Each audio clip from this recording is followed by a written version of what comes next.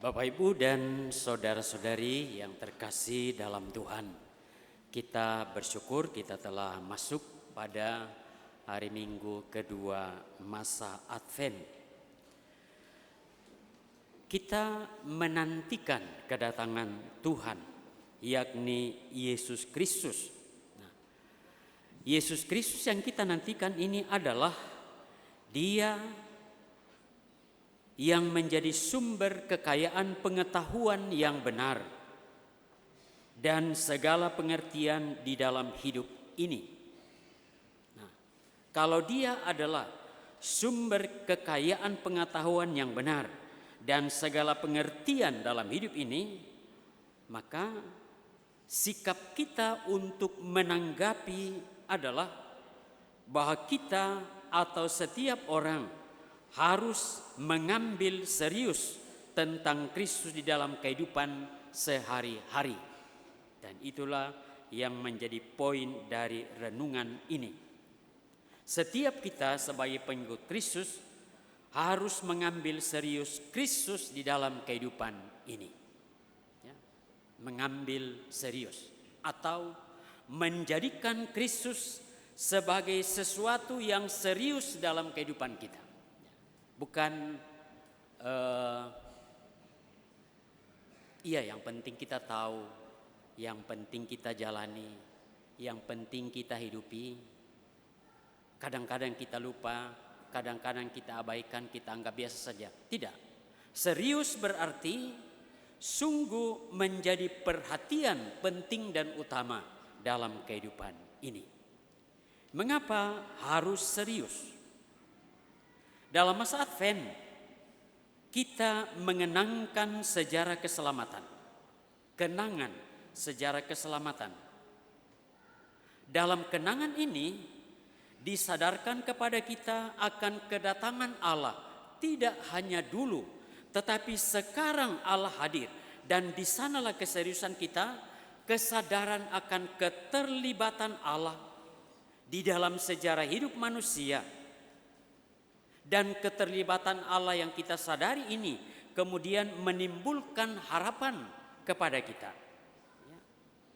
Harapan bahwa Allah akan membebaskan kita dari keterpurukan kita, membebaskan kita dari penderitaan kita dan seterusnya. Menunjukkan pembebasan. Bahwa Dia yang akan datang ini akan menyelamatkan kita. Maka kita serius menyadari bahwa Allah itu terlibat dalam kehidupan kita. Dan siapa yang terlibat dalam kehidupan kita? Hanya satu, Dialah Sang Putra Yesus Kristus. Ya. Ini juga harus serius dipahami. Hanya satu, Yesus Kristus. Dan mungkin sedikit lari, tetapi penting untuk menjaga keseriusan beriman kita. Siapa yang mendirikan gereja Katolik? Yesus Kristus. Maka jangan kemana-mana. Jelas bahwa kita percaya pada Dia yang benar. Maka seriuslah ke sana. Yesus Kristus. Ada yang bingung kalau ditanya siapa yang mendirikan gerejamu. Bingung. Siapa ya? Tapi gereja Katolik jelas. Yesus Kristus yang mendirikan gereja Katolik. Maka seriuslah menyadari itu dan kemudian membangun kehidupan kita. Karena jelas siapa yang kita tuju. Coba Bapak, Ibu, dan saudara-saudara terkasih bertanya kepada gereja-gereja Kristen yang lain. Siapa yang mendirikan gereja? Bingung. Bingung. Siapa yang mendirikan? Tetapi gereja Katolik jelas jawabannya. Yesus Kristus. Dialah yang mendirikan gereja. Dialah yang terlibat di dalam kehidupan beriman kita, yang kemudian menaruh harapan kepada kita untuk menuju kepada keselamatan itu. Oleh karena itu, keseriusan akan kesadaran keterlibatan Allah di dalam hanya Yesus Kristus itu kemudian mendatangkan kembali kesadaran kita bahwa Dia menentukan hidup kita. Itulah yang perlu kita bangun, kita kenangkan dalam sejarah keselamatan khususnya di masa Advent ini. Yang pertama. Yang kedua, masa Advent berarti juga menantikan kemuliaan Allah. Itu berarti mengarah ke depan, menantikan kemuliaan Allah. Ya. Mengapa kita nantikan? Justru karena keselamatan ini dijanjikan oleh Allah. Bahwa Dia akan memerdekakan kita manusia. Dia akan membangun diri di dalam diri kita, di mana kita menemukan dan melihat nilai-nilai kasih ilahi di dalam kehidupan ini. Ya. Sekali lagi, serius tentang Kristus, nilai kasih ilahi yang dibawa oleh Kristus ini perlu kita terima, perlu kita kembangkan karena nilai itu memerdekakan kita manusia. Seorang anak sekolah minggu yang tiba-tiba menemukan uang yang jatuh di basement. Lalu kemudian ambil uang itu dan bawa kepada pastor. Pastor, ini tadi ada uang saya temukan di lantai basement. Coba lihat. Kesadaran akan nilai kasih. Dia tidak pernah berpikir dan sempat berpikir untuk membeli makanan di lobi di halte sana, tidak. Tetapi kesadaran ini kemudian mengantar dia untuk membawa uang itu kepada pastor dan menyampaikan, ini uang saya temukan di basement. Ya, dari kecil nilai ini sudah ada, sudah terbangun di dalam dirinya. Juga Bapak Ibu dan Saudara terkasih, dalam masa pembuangan dulu keselamatan dijanjikan untuk dilaksanakan dan kemudian ini membentuk bangsa Israel. Itu dulu. Sekarang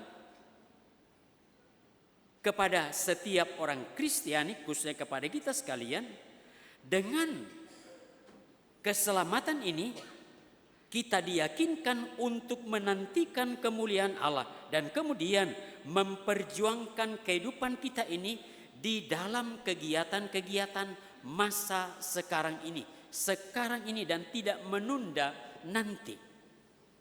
Keselamatan itu kita kerjakan sekarang ini. Dan kita kerjakan sekarang ini justru karena kita menantikan kemuliaan Allah. Ya, Bapak Ibu dan Saudara terkasih, menantikan kemuliaan Allah bukan dikerjakan nanti, tetapi dikerjakan sekarang ini dalam hidup konkret kita. Memang dalam menantikan kemuliaan Allah bisa terjadi bahwa manusia bisa gagal dalam menanti. Tetapi kalau kita gagal, maka Tuhan memberi kesempatan kepada kita untuk boleh kembali berharap. Kembali berharap. Itu berarti kesadaran akan kehadiran Allah tetap ada dalam diri kita. Bahwa itu belum terjadi, kurang terjadi, kita memperbaiki apa yang kurang ini supaya kita kembali dengan mantap dalam menantikan kemuliaan Allah itu. Dan itulah kaitan mengapa masa Advent, masa Prapaskah disebut sebagai masa persiapan, masa tobat. Justru supaya kita kembali kepada kekuatan kesadaran akan kehadiran kemuliaan Allah. Nah, Berharap berarti membiarkan Allah berkarya secara gilang gemilang dalam hidup kita ini.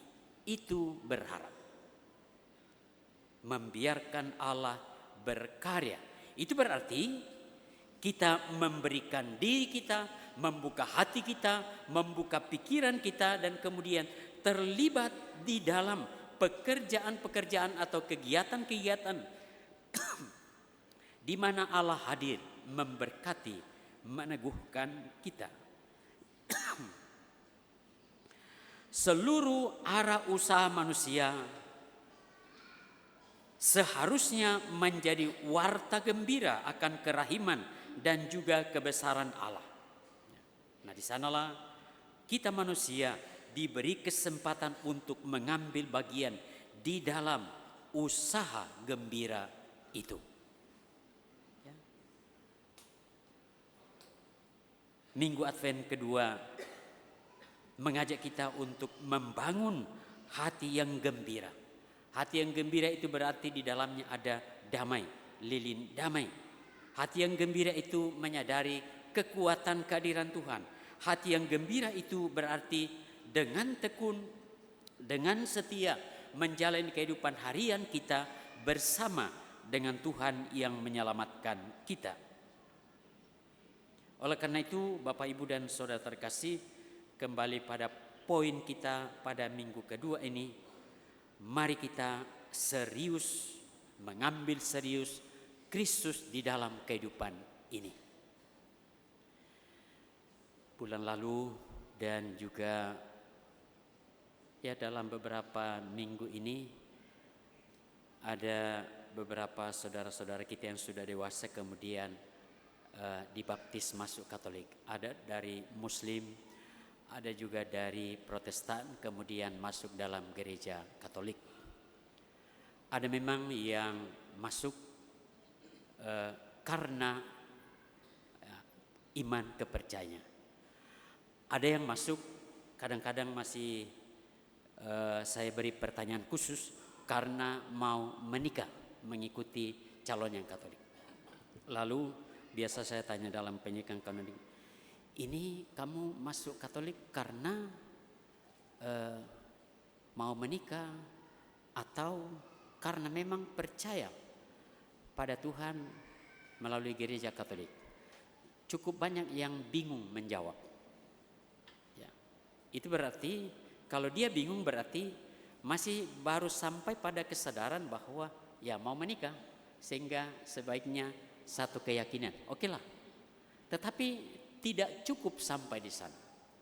Dia harus tadi serius dalam mengambil Kristus dalam kehidupannya. Ya.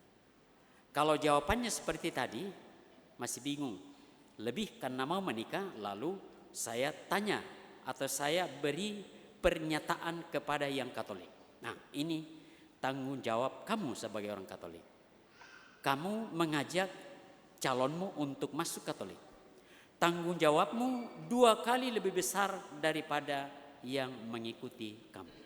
Itu berarti kamu harus serius menjalani kehidupanmu sebagai orang Katolik supaya memberikan teladan dan contoh kepada dia yang kemudian bersedia untuk mengikuti kamu. Ya.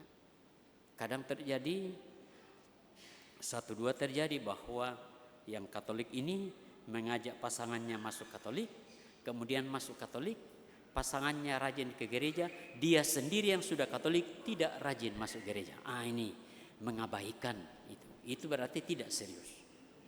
Itu kalau mau disebut sebagai kesalahan yang berlipat, ya, karena sudah mengajak orang lain meninggalkan agamanya, masuk mengikuti dia, dia sia-siakan. Itu berarti tidak serius. Oleh karena itu, Bapak, Ibu, dan Saudara terkasih, kita bersyukur kita disadarkan akan keterlibatan Tuhan terus-menerus dalam kehidupan kita. Kita dianugerahi kedamaian, kegembiraan, walaupun di dalam kehidupan kita ada gelombang kehidupan, tetapi percayalah Tuhan tidak membiarkan kita. Tuhan akan meneguhkan kita, mengantar kita kepada keselamatan bila mana kita terus serius untuk mengambil Kristus dalam kehidupan ini. Semoga demikian.